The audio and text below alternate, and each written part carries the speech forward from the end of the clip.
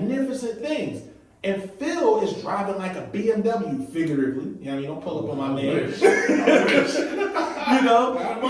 Right. But whatever he's driving, he might be driving something with a V12 engine, and I pull up to him in a Ford Focus with a 4-cylinder thinking I'm going to race him. Just because we're on the same road doesn't mean we travel the same. You get what I'm saying? And I can't try to keep up with you because what you got under the hood is different than what I got under the hood. Yeah. But I gotta be okay with the fact that you might have a V12 engine, but it costs you more to put gas in it. Ooh.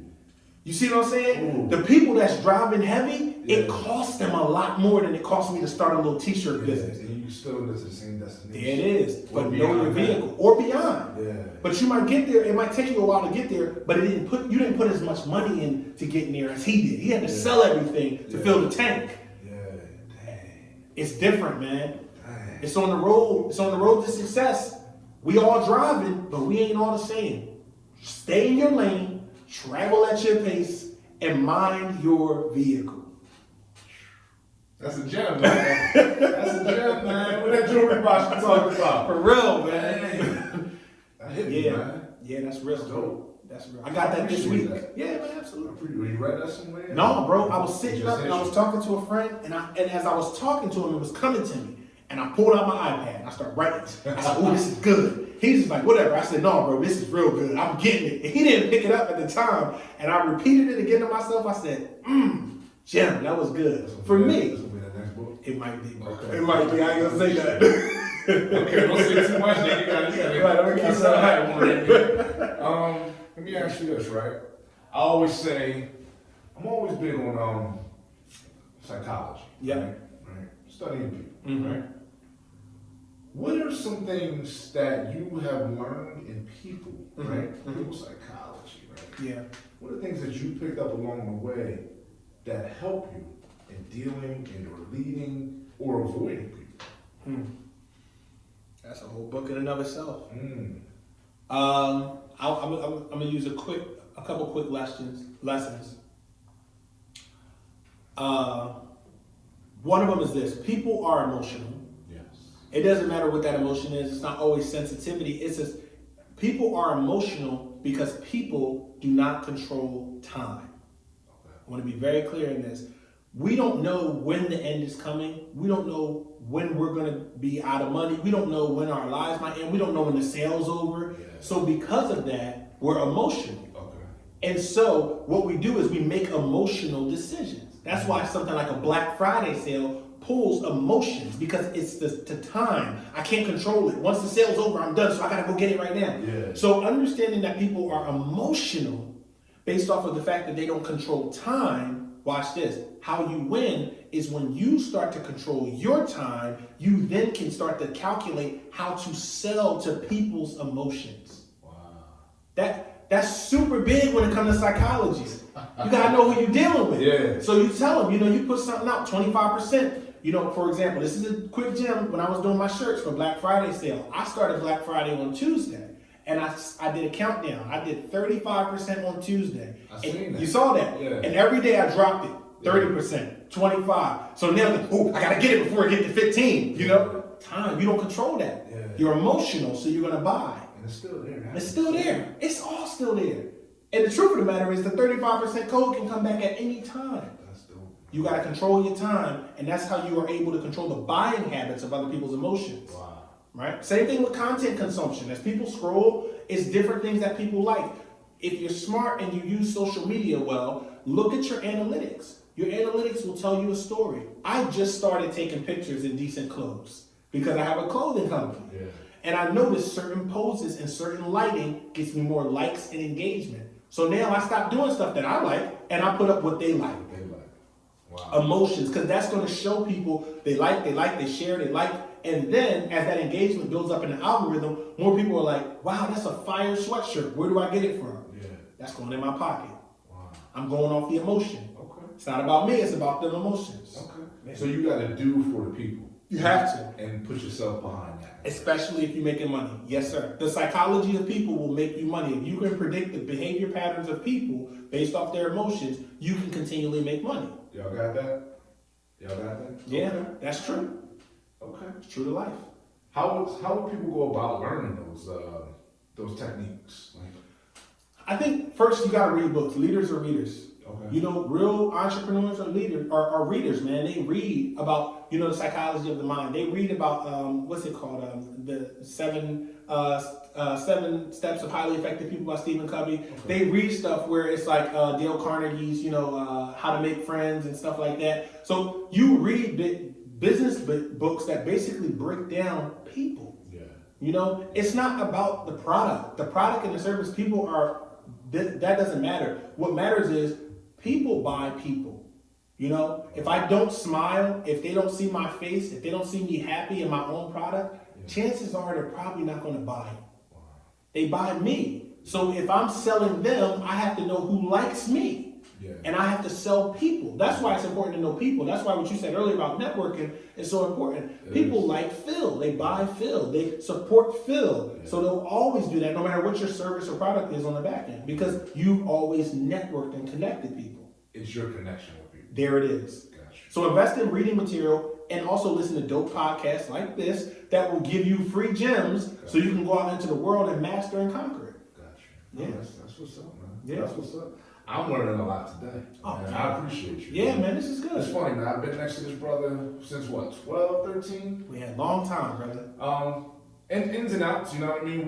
We times where we're close as brothers and times where we haven't seen each other in like years. Yeah. You know what I mean? Yeah. And I think we're at that time again where you're branching off and you're doing your thing. Right. And I'm in the sideline like as a fan, like, yo, Yeah. that's my brother, man. I'm That's proud what's of up, him. man. I haven't seen him in a while. Yeah, We it has haven't been been a out. minute. You know what I Yeah. mean? And I'm not the type that hangs out anymore. Right, That's just right. not me.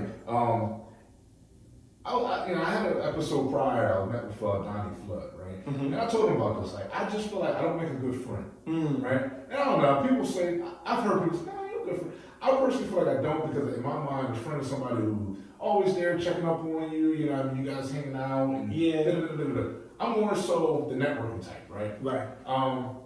Do you have close relationships with people that help you in your journey, or are you the same? Like, do you have those close relationships and circles with friends, or are you more so the individual and a person who just has those affiliates? Yeah, so I think you can do both, to be honest with you.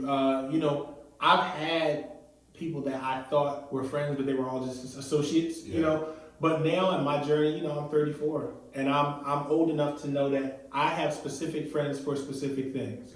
So some of my friends are not business savvy at all, but they will listen to me. They'll encourage me about family, about life, my personal struggles and issues, and that's what they're there for. I have other friends, and I'm going to give you something on this in a minute. I have other friends that have been with me like you, that have been with me in my journey, which I don't have to talk to every day, but the moment we link back up, we pick up like it was yesterday. And that's good. Yeah. I have people that spur me on in the faith, people that spur me on in business. These are how my friend circle is set up. Gotcha.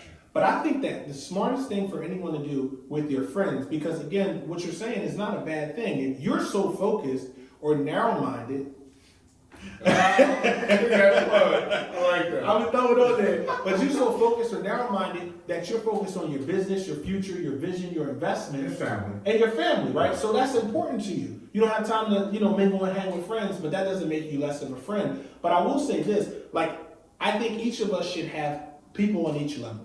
We should have someone that is on the top level, on the middle level, and on the bottom level. And what that means is this. My friend taught me this, power of three. He said, listen, you should have 3 people on the bottom that you're pouring into. You should have 3 people on your level that can get with you. They're y'all see eye to eye, and you just learn from one another.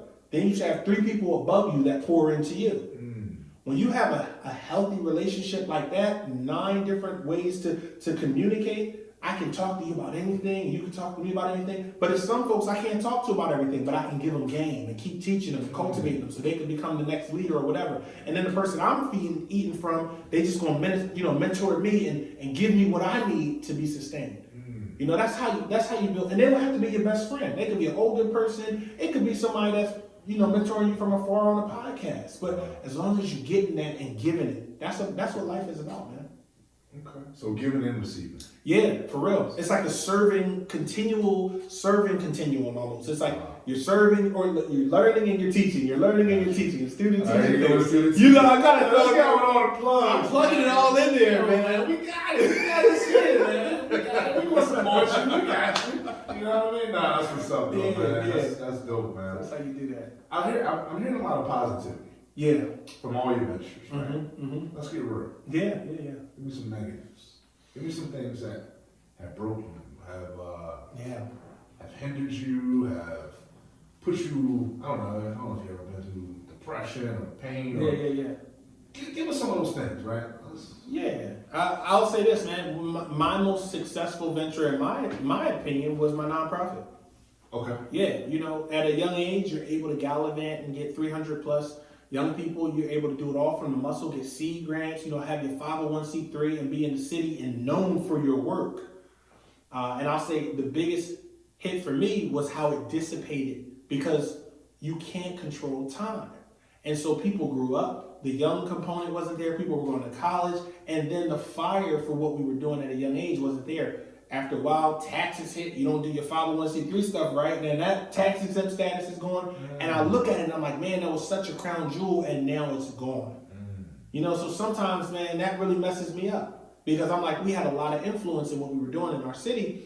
At the same time, I'm still engaged in that work on a collective level in the faith community and by myself. But I wish that I would have stewarded that better. But there was so much going on. I was in college. I was trying to run it from Chester, and I'm in Philly, and there's so many different things. But that was a loss for me. You know, it got me on the map for people to know who I am and what I'm about, even to this day. But at the same time, it's like, I wonder where it would be if I would have kept it up. You know, because that was huge. It was huge. And so I think things like that, you know, I've thrown a lot of money behind stuff that I didn't even pursue. Wow. Okay. That's just real. You know, this ain't my first go around on the clothing line. I tried another one. It just didn't work. That's how it is sometimes. That's how it is, man. You know? So, wow. You got to take those lessons. Gotcha. Yeah. All right. So, all right, that's personally. Beyond just, you know, what could have been from the venture you were in, is there anything that someone could learn from you where, you know, like mental health, right? Mental health is real. Yeah, sure. Right? So mental health, we look at certain disorders, we look at depression, anything like that, right? I bring this up because it's important, right? Especially important for our people, right? Absolutely. I bring this up because I personally experienced some downfalls that have brought me to that place where I felt like a failure. You know what I mean? Where I let people down, or I've hurt people in my life. You know what I mean? Because I'm so driven to want to create, to want to do more, to strive to be better than I am each day I live. Right? Yeah. But that causes, you know, pain, right? So sometimes ourselves or the others in our lives, right? Have you ever been there? Oh yeah. I think everybody's been there, especially if you're an entrepreneur. But if you've ever pursued anything relentlessly, you're gonna get there. You're gonna get there. You're gonna find a way where, at a time where you're investing more into the idea or the business than your family or your significant other. They're gonna feel away. You know, you might feel away because your family doesn't understand why you don't come around, why you don't ever have any money. How are you always busy but you don't got no job? Those types of things. You know how it is, right? You're working an idea or a business and you're busy, even though, you know, you're not working at a business at the time, maybe.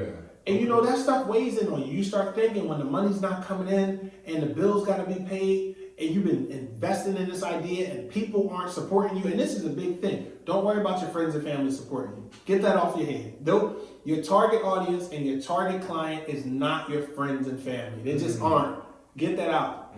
And so, you know, if you understand that, then what you understand is that you don't have to chase after that situation. You know what I mean? Gotcha. So that's kind of what I would say. Like, you know, it's times where you will hit that depression or that time in your life where you feel like, you know what, this ain't working out for me. But be encouraged that, your success is not based off of what other people say or what other people do. Your success is based off of you fulfilling your purpose.